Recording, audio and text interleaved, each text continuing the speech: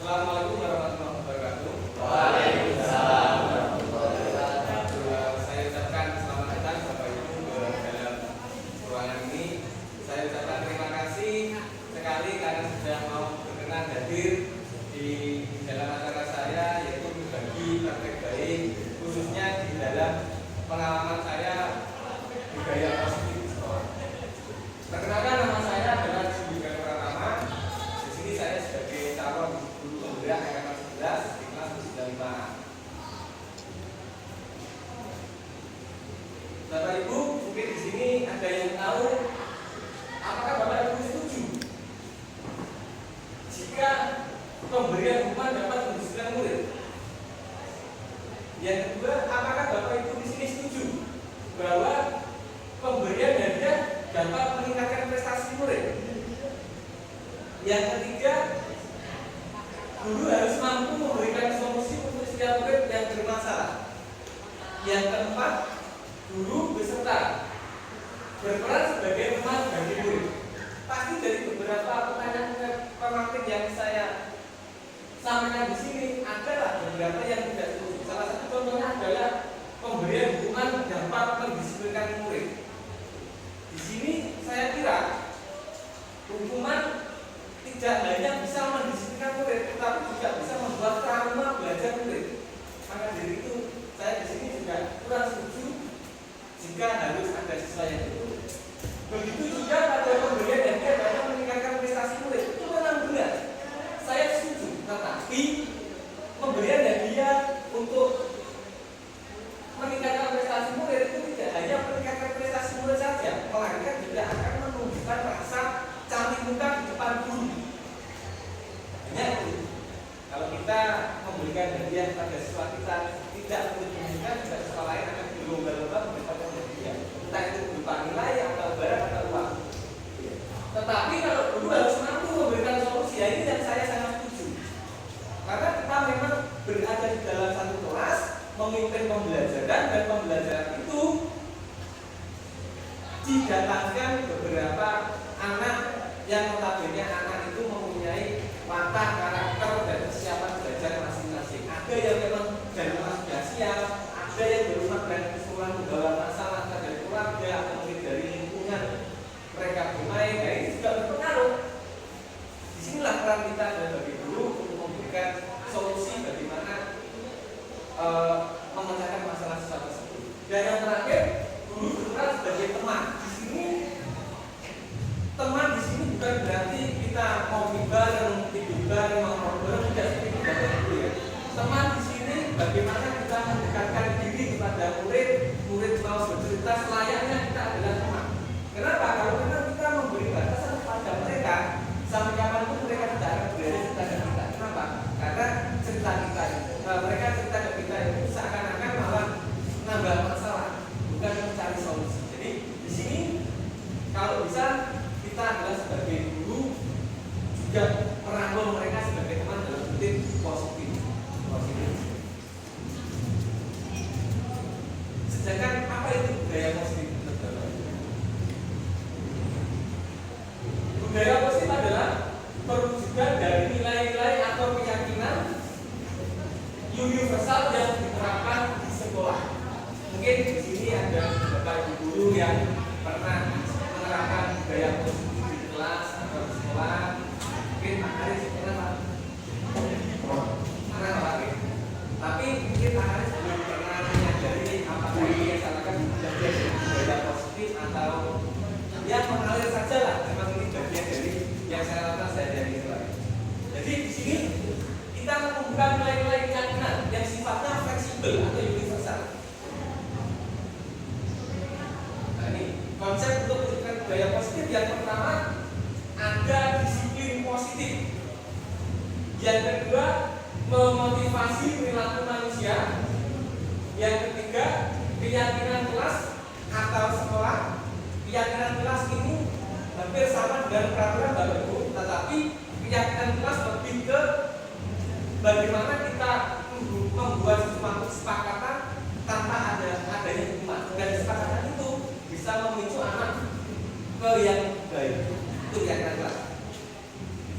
Yang keempat, kebutuhan dasar manusia, yang kelima posisi kontrol, dan yang terakhir adalah segitiga restitusi. Jadi kalau Bapak Ibu mau menumbuhkan budaya positif atau menciptakan budaya positif, 6 konsep inilah yang menjadi acuan.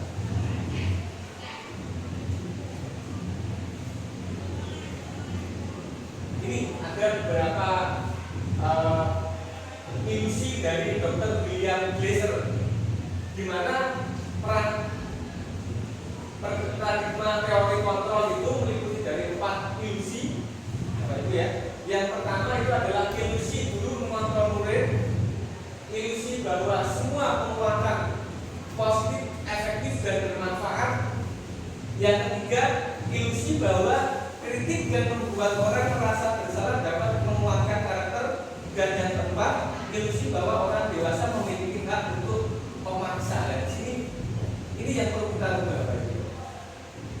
Ilusi guru mengontrol murid ini kurang tepat. Kenapa? Karena menurut Diajar Dewantara, murid itu sudah mempunyai anak itu terlahir sudah mempunyai haknya. Jadi tugas guru itu adalah melebarkan garis putus yang ada. Jadi tidak boleh guru dipaksa untuk bisa, misalnya bisa matematika, harus bisa ini. Belum tentu murid itu bakatnya sebelumnya. Jadi bakatnya murid itu adalah seninya atau dua karya. Dan di sini kita tidak boleh mengontrol murid. Kita bolehnya itu apa? Bolehnya kita adalah memfasilitasi murid. Murid itu maunya kemana? Mau mendalami apa? Ini yang kita fasilitasi. Terus yang kedua, ilusi bahwa semua pengeluaran positif efektif dan bermanfaat dapat dan sampai orang dewasa memiliki hak untuk memaksa. Ini yang saya kurang setuju. Orang dewasa mempunyai banyak pengalaman harusnya bisa mengarahkan, tidak untuk memanfaatkan pengalaman itu untuk mengatur yang kecil. Jadi kalau diterapkan apalagi di tingkat sekolah, siswa itu bisa jadi bully yang tua mengerjain yang muda. Dan ini juga sama, orang tua bisa membimbing. Terus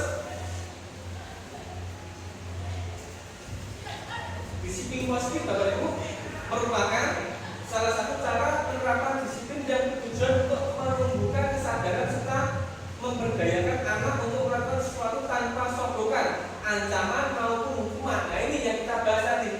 Berarti disiplin positif itu memang diciptakan untuk merangsang pribadi anak menjadi karakter yang lebih baik. Karakter lebih baik di sini tanpa adanya embel-embel dia, tanpa adanya hukuman yang bisa notabene bisa membuat mereka malah trauma dan sebagainya. Nah ini disiplin positif.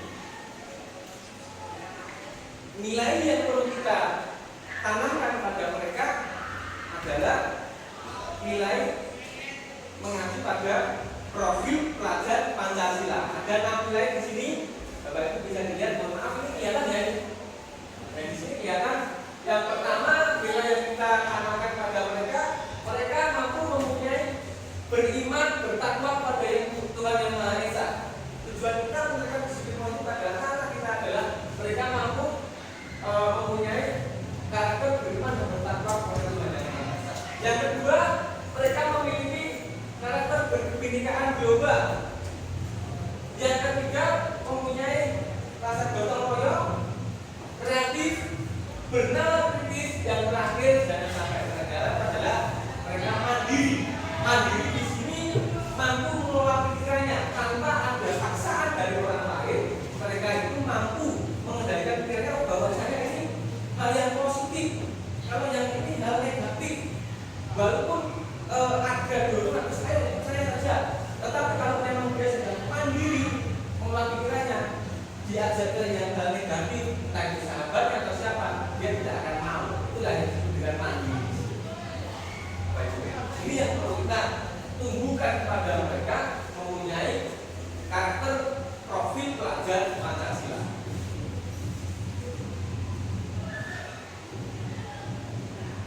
Ini motivasinya, menghindari ketidaknyamanan atau hukuman.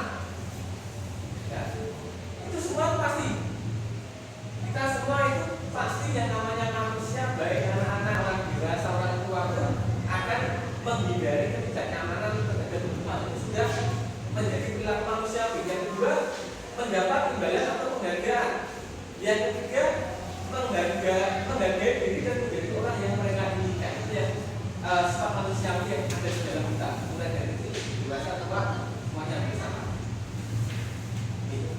Merdeka, 17 Agustus merdeka, bukan seperti itu maksudnya. Merdeka di sini terkait tentang konteks pembelajaran menurut Ki Hajar Dewantara adalah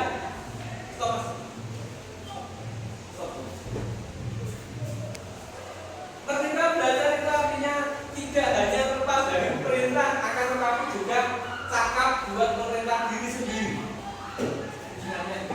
Berarti di sini merdeka belajar menurut Ki Hajar Dewantara bukan berarti kita semena-mena terus belajar sambil sambil bernari atau mungkin belajar sambil mengganggu temannya. Belajar Pak, kita sesuka hati. Saya mau belajar sambil mengganggu atau menggoda teman saya, tidak masalah Pak. Tidak seperti itu. Jadi yang disebut dengan merdeka belajar di sini di mana kita belajar sesuai dengan kebutuhan mereka.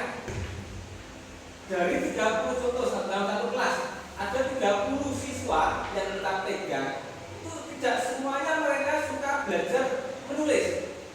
Ada yang suka belajarnya sambil mendengarkan musik. Ada yang suka mereka belajarnya sambil ngemil mungkin. Ada yang mereka belajarnya sambil diskusi sama temannya, sama-sama suka diskusi. Atau mungkin suka belajar di lingkungan terbuka seperti di tepi sungai, di danau atau sebagainya. Nah itu kita fasilitasi di situ. Ketika belajar misalnya seperti itu. Terus seenaknya seminggu masuk sekali bukan.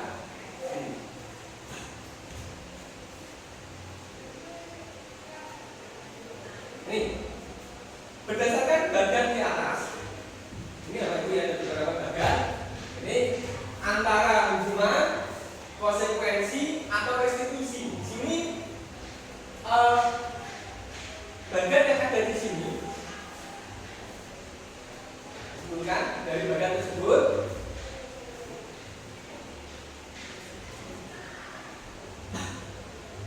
Menjelaskan bahwasanya hukuman tidak terencana bersifat satu arah, bisa berupa hukuman fisik, psikis atau kata-kata kasar.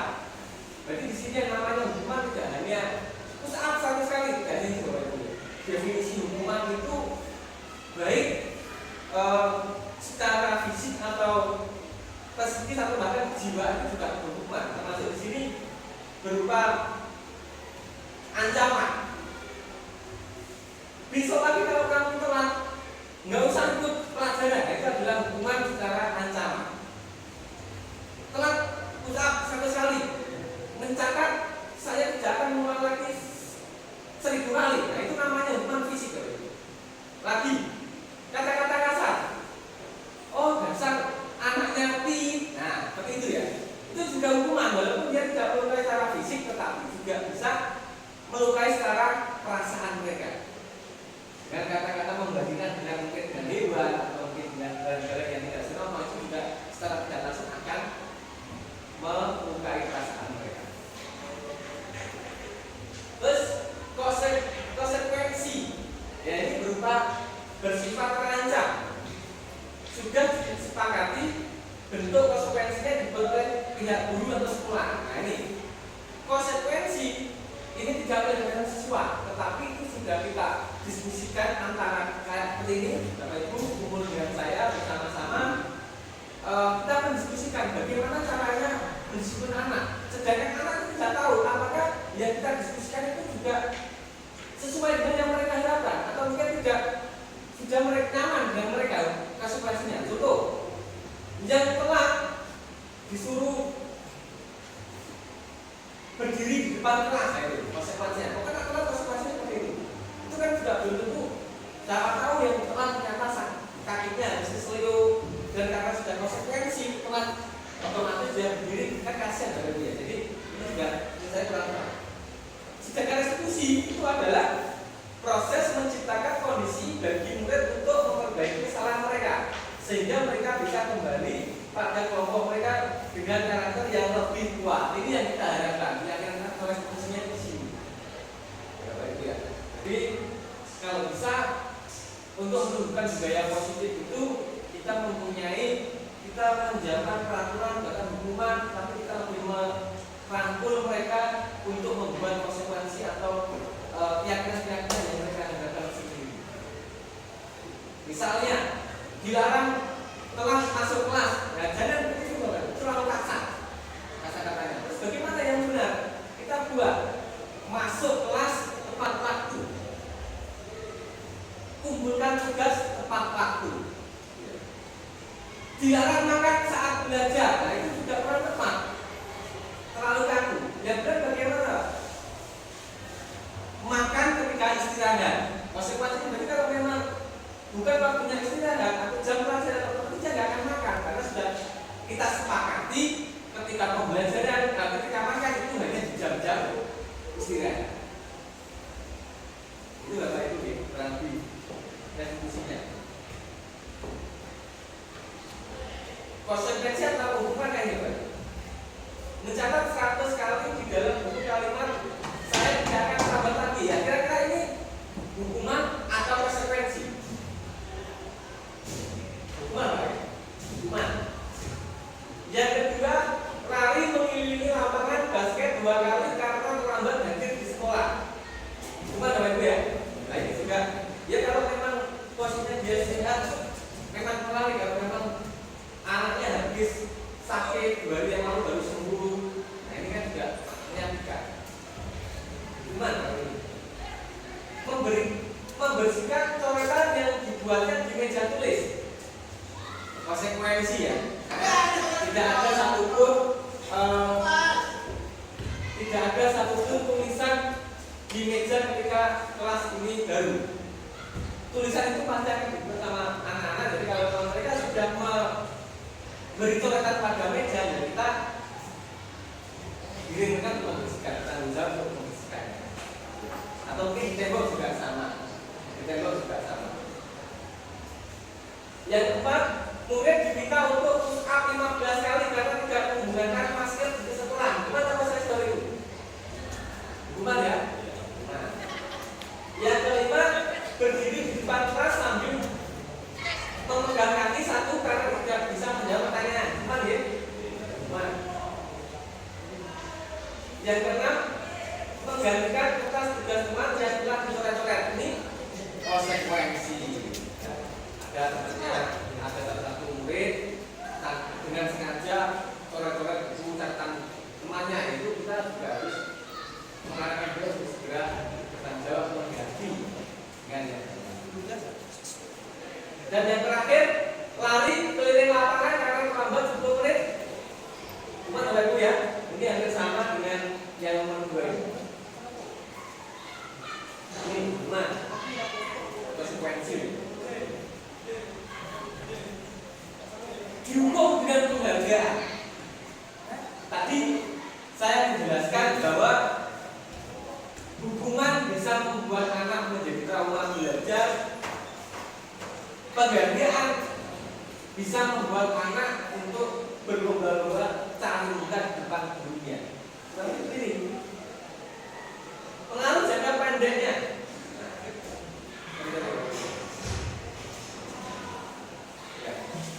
Pengaruh jangka pendeknya di sini, hukuman jangka pendeknya, penghargaan tidak efektif. Penghargaan merusak hubungan. Dengan siapa? Bisa jadi dengan sesama teman, dengan guru juga bisa. Bisa jadi guru hari ini memberikan penghargaan anak, katakan jajan senilai 5.000, dengan potensi yang sama. Anak yang berbeda dikasih jajan dengan nominal 2.000, itu secara tidak akan menimbulkan kecemburuan sosial. Walaupun yang kita baik untuk memberikan apresiasi. Hubungan penghargaan mematikan kreativitas. Itu gara-gara kita tujuannya satu. Kita belajar, kita berlomba tujuannya untuk mencari hadiah, bukan karena nilai kalah. Itulah penghargaan. Dan yang terakhir, motivasinya ekstrinsi. Motivasinya bukan karena cari ilmu, tapi motivasinya untuk cari hadiah. Jadi mohon untuk dipertimbangkan kembali terkait itu. Selanjutnya, bentuk program kebijakan.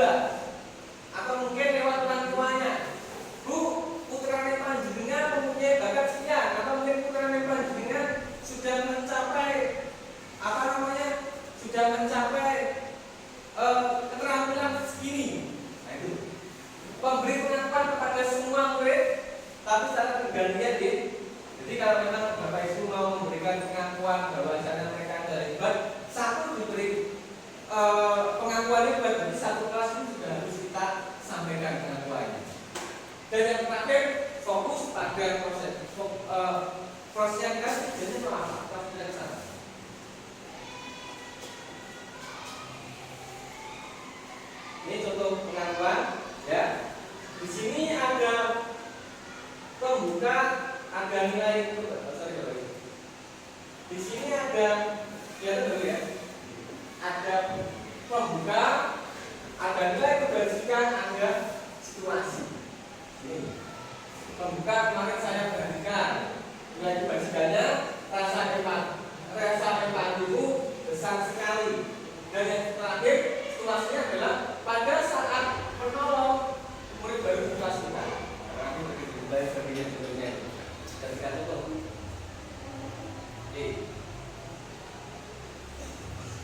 Sekarang pertanyaannya itu adalah mengapa harus keyakinan kelas, bukan keyakinan kelas?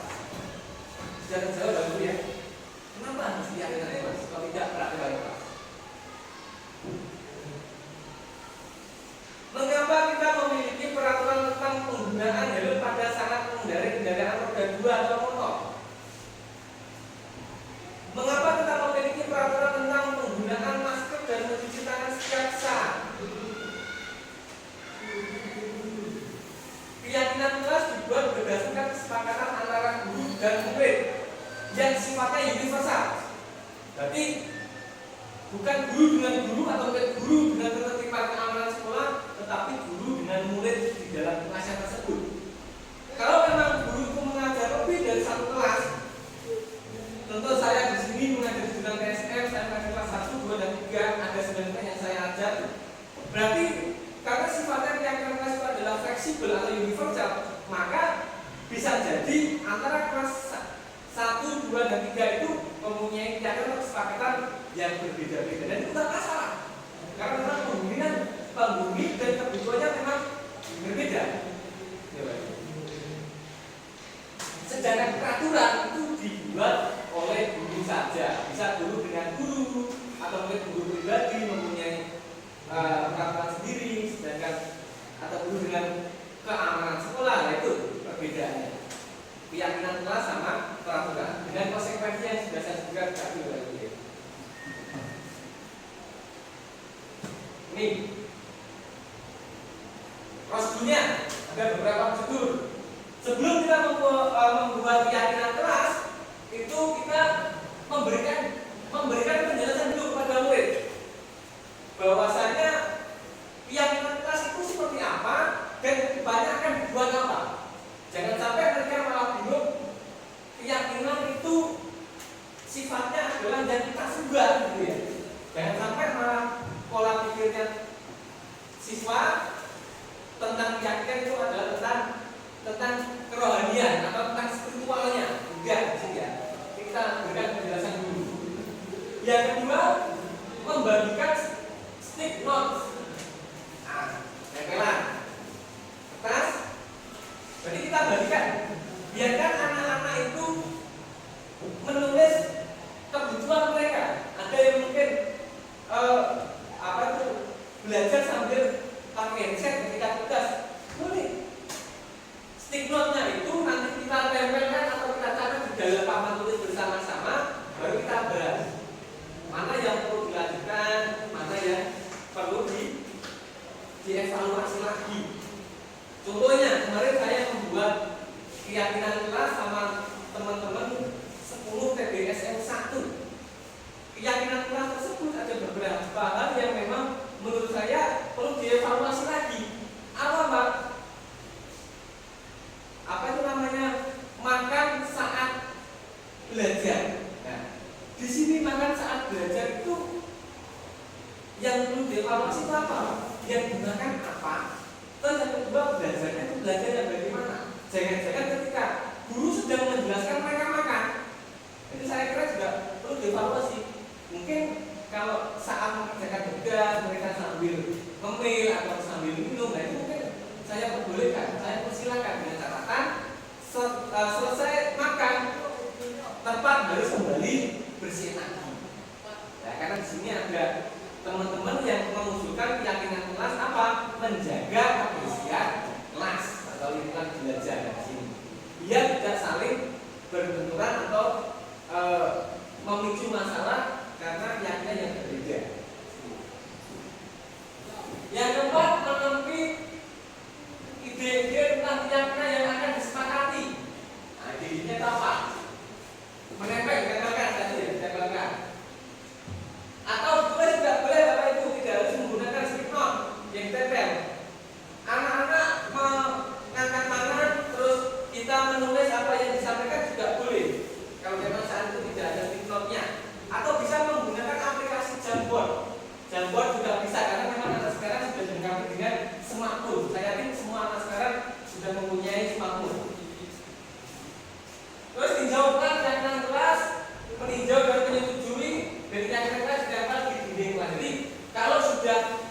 semuanya itu sudah tercapai dan disepakati, maka perlu kita buatkan rangkuman. Rangkuman itu nanti kita tempel seperti di mading seperti ini, di mading nanti setelah itu jika ada yang lupa bisa dibaca, atau mungkin jika ada yang melanggar bisa diingatkan. Itu loh keyakinan kelas yang sudah disepakati. Nah, ini Bapak Ibu, saya mempunyai video saat saya membuat keyakinan kelas bersama teman-teman 10 TBSM 1.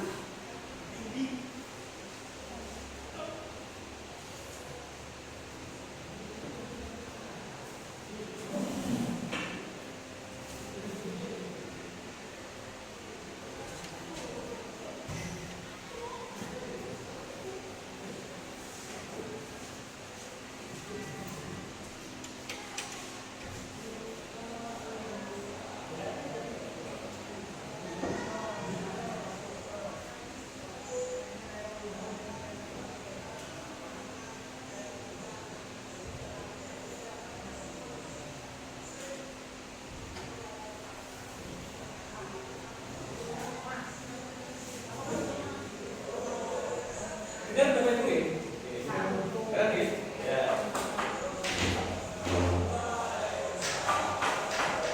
Nih.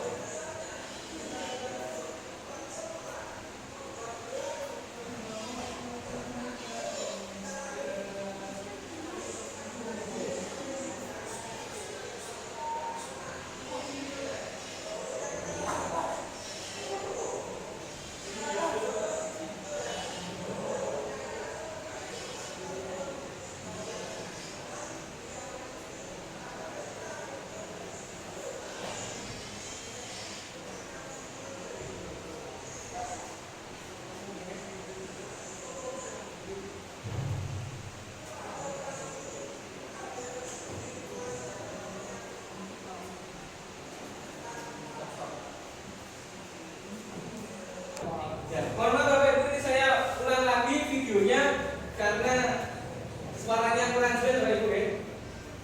Saya ulang sekali lagi.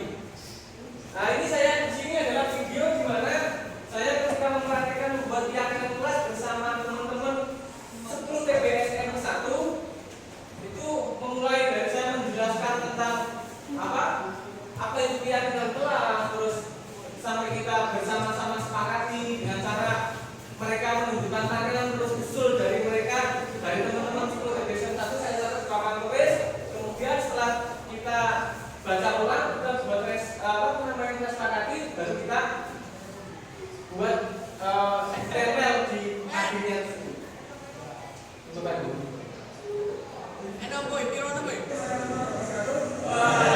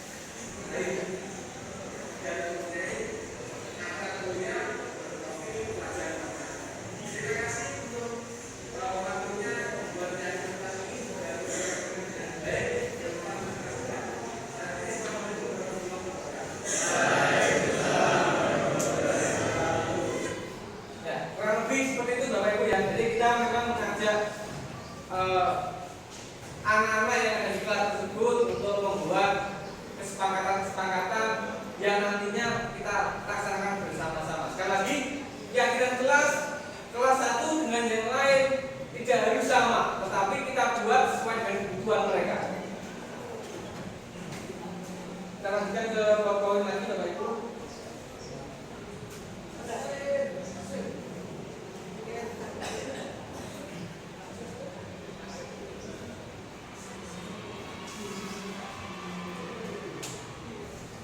Ini 5 posisi kontrol guru, penghukum, nah ini ya, pembuat merasa bersalah, teman, pemantau, dan manajer. Dari 5 kontrol ini pastilah ada yang perlu kita gunakan dan tidak perlu kita gunakan. Jadi penghukum itu sudah waktunya sekarang, ya. Membuat merasa bersalah itu juga tidak waktunya.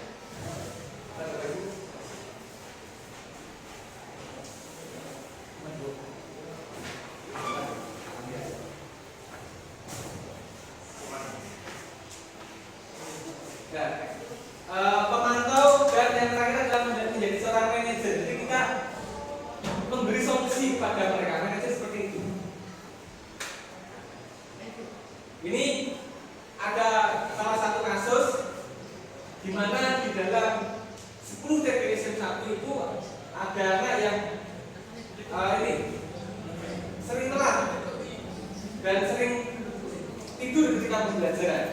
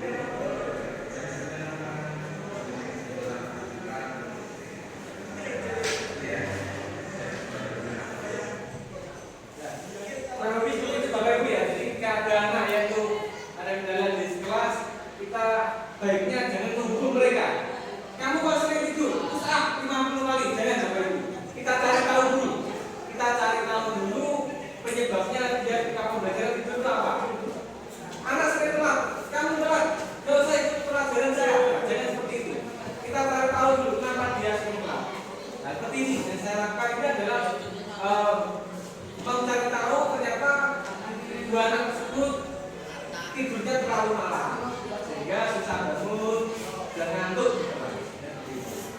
Kita kasih motivasi, kita kasih masukan dan saran untuk mereka bagaimana baiknya supaya tidak bermakan tanpa menyusahkan mereka.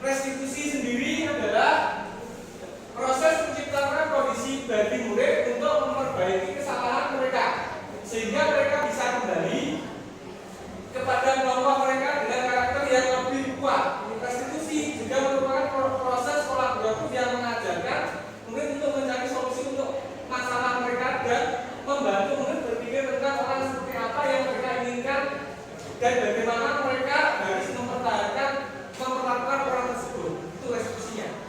Ada 3 tahapan restitusi, yaitu validasi tidak salah, menanyakan keyakinan dan menstabilkan identitasnya. Itu yang perlu kita lakukan. Kemudian ini masuk contohnya ini. Guru berkata, berbuat salah itu hal yang manusiawi. Tidak ada manusia yang sempurna. Dan itu kata-kata yang menyetabilkan ya ketika kita melakukan restitusi atau melakukan diskusi tentang kesalahan tersebut, ini yang perlu kita sampaikan. Jangan sampai kata-kata yang kita sampaikan itu malah membuat dia merasa bersalah lagi, gitu ya. Ini validasi kebutuhan. Salah satu contohnya adalah kamu bisa saja melakukan hal yang lebih buruk, tetapi kamu tidak melakukannya. Kamu pasti punya alasan kenapa kamu melakukannya. Apa yang penting bagi kamu?